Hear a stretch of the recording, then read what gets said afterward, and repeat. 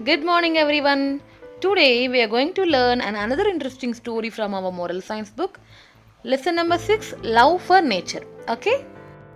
So, kids, nature is a God given gift to all of us.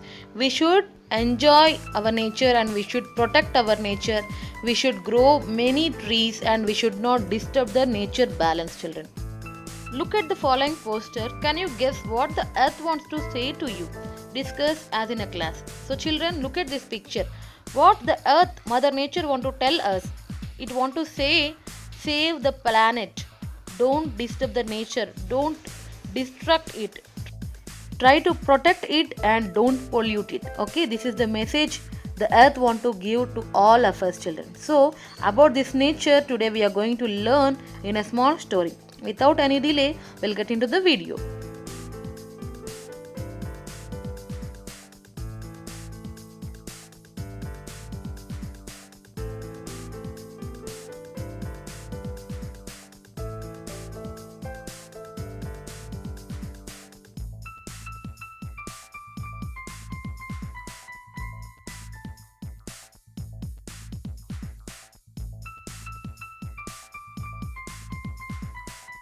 Long ago in a far land lived a king. He had huge empire with many beautiful palaces and forts. But the prettiest of them all was his beautiful garden. People would come from far and wide to see and enjoy the beauty and peace it had offered to all the people. Okay, the king was very proud of his possession, but of one thing, a strange tree that stood in the middle of the garden.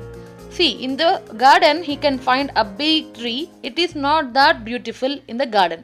So, he just don't want to keep this tree in his garden. So, he want to remove it. So, he did that. So, what he did, he removed the big tree. Beautiful fountain were placed in the place of that big tree. Okay, the garden was even more beautiful now. One day, king's brother-in-law came to visit him. He stayed at the palace for about a month. Every morning he would go for a stroll in the garden. That means he used to go for a walk along with the king. They would admire the beauty and calm of the lovely place. In the garden we feel very pleasant, right? So they used to enjoy that pleasantness. But one day he said, "Don't you think it is too peaceful here?" He said, "Even some noise is also not coming in this garden. It is very peace. Can't you feel that?" He asked in that way.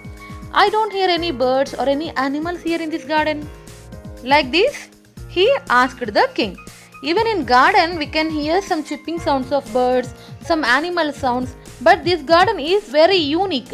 Even small sound also I can't hear in this garden. So what is the reason for that? Then the king started to think about. His brother-in-law was right. The garden was very quiet. Even king also thought in the same way. So, indeed, he talked to the wise men in his court about this, and they all said different reasons, but he was not satisfied. And the king said, "There is some another deep reason for the birds and animals to go away from this garden. So, I just want to know what is the reason behind this action." On one day, a young man came to the court. He told to the king, "Your Majesty, your beautiful garden doesn't offer a home to birds and animals." The king was very angry. How could this young man can say this to me? In that way the king is thinking. The king said very angrily, "How you could say this? There were so many bushes and shrubs in my garden." Then the young man requested the king to follow him. Both of them went to his house, to the young man's house. The house is very small, and in a small compound, king saw the tree which he got removed from his garden. Birds were hopping and chirping on its branches. Squirrels and other little animals played around it. "I am your gardener's son, your Majesty," said the young man. The young man said, "I am your gardener's son. This is my house, the tree which you have uprooted that we planted in our small garden." And then the king realized his mistake. By uprooting the tree, he had upset the natural balance of the garden, and nothing could be done now. So, children, what we have learned from this story, we should not disturb the balance of the nature. Even though the garden is very beautiful with many bushes and many shrubs, This plant, this big tree, has given shelter to many animals and birds. After removing it, the garden is completely very silent. The king felt very sad for the action what he have done in his garden. So, but he can't do anything now. So, this is the moral of the story, the love for nature, children. I hope you all understood this story very well. Now, we will do our worksheet part. Okay? The young man showed the king and us how nature flourishes when it is loved. Do you love nature? How do you express your love? Look at the picture below and write at least 3 ways in which you can love and nurture the nature. So children, here you need to write 3 sentences in which you can show your love towards the nature.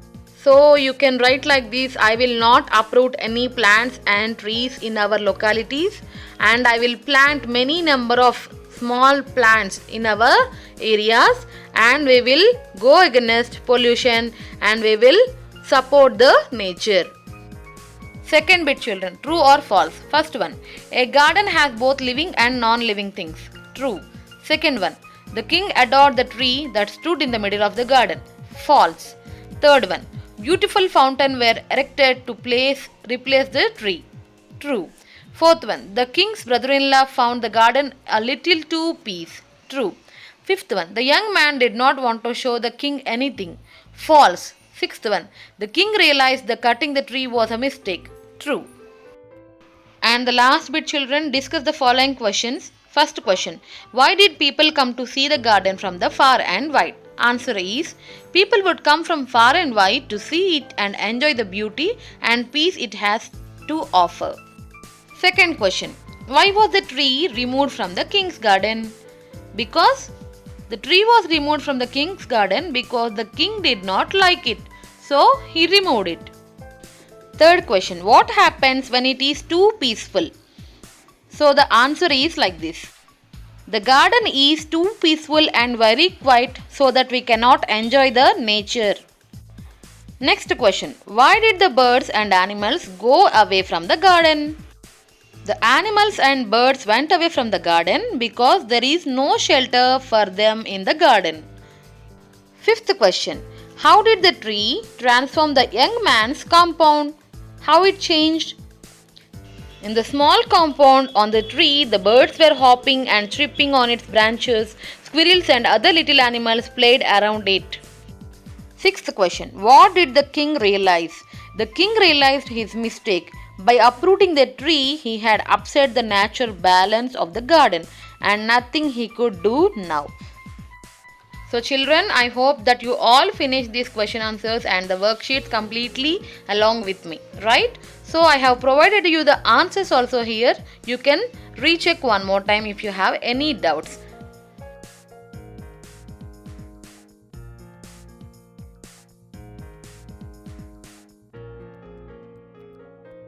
So children, please try to relate this story to your real life incidents and share me a short video to my personal number. That's all for now. We'll meet you in the next video. Until then, take care and bye bye.